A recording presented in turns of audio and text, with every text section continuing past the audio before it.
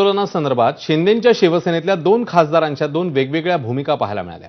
एकीकडे मिलिंद देवरांनी जरांगेंच्या आंदोलनामुळे मुंबईत झालेल्या प्रश्नावरून मुख्यमंत्र्यांना पत्र लिहिलं, त्याचवेळी दुसरीकडे खासदार संदीपान भुमरेंनी रुग्णालयात जात जरांगेंच्या तब्येतीची विचारपूस केली आहे।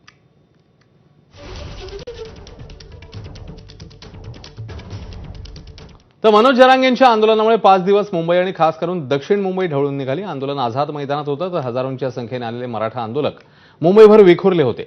दक्षिण मुंबईतले रस्ते, सीएसएमटी स्थानक इतकंच नव्हे तर हायकोर्टासारख्या महत्त्वाच्या इमारतींसमोर देखील आंदोलकांचा गराडा पाहायला मिळाला। यावरूनच शिंदेंच्या शिवसेनेचे खासदार मिलिंद देवरा यांनी मुख्यमंत्री फडणवीसांना पत्र लिहिलंय।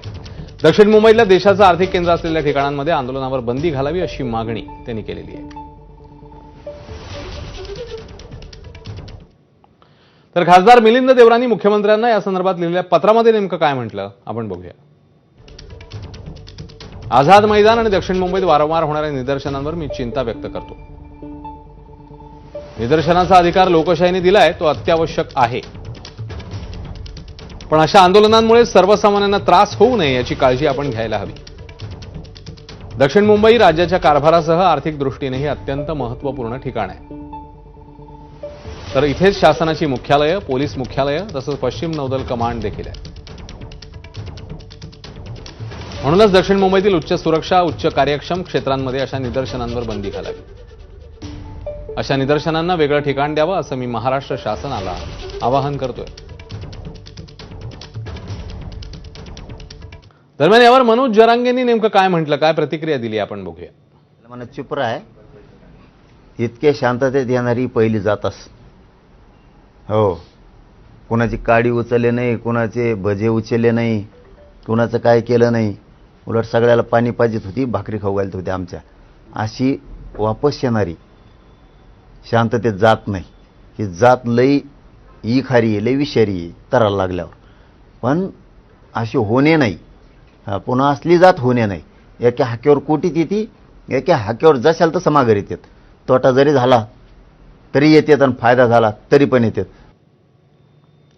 तर या पत्रावरून मवियाच्या नेत्यांनी आता देवरांवर टीका केली आहे। मुंबईमध्ये आम्ही मराठी माणसं आंदोलन करू, नाही तर हायदोस घालू, तुम्ही कोण आम्हाला विचारणार? ठीक आहे, कोर्टाने आम्ही बघून घेऊ। राज्याच्या मुख्यमंत्र्यांनीही रोखलं नाही। आझाद मैदानात आम्ही जाऊ, आम्ही पेड रोडलाही जाऊ। खरं म्हणजे या आंदोलकांनी पेड रोडला आंदोलन करायला पाहिजे। ते मोठ्या घराण्यातून येतात, त्यांना या राज्यामध्ये काय चाललंय हे कदाचित माहिती नसावं। त्याच्याचबरोबर त्यांनी एकनाथ शिंदे साहेबांना पत्र लिहिण्यापेक्षा देवेंद्र फडणवीस साहेबांना लिहायला पाहिजे होतं। त्याचं मुख्य कारण फडणवीसांना लिहिलं असेल तर योग्य केलं, कारण ते स्वतः होम मिनिस्टर आहेत। जे व्यवस्थित झालंय, ज्या घरात झालंय त्या घरात कचरा, पाणी, काम करायला माणसं 24 तास, म्हणजे सोन्याचा चमचा घेऊन आलेल्या माणसाला आंदोलनाचं काय माहिती असणार? कुठल्या आंदोलनात मिलिंद देवरा कधी दिसलाय का? तर संजय राऊत यांनी केलेल्या टीकेला मिलिंद देवरांनी प्रत्युत्तर दिलं।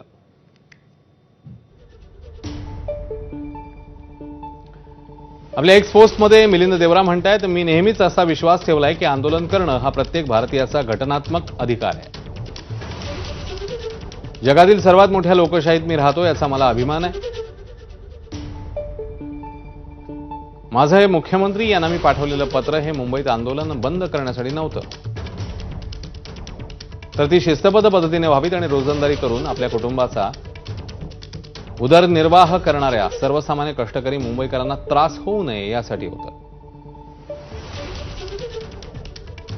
मी सांगू इच्छितो की दररोज किमान 2दा खोटं बोलणाऱ्या,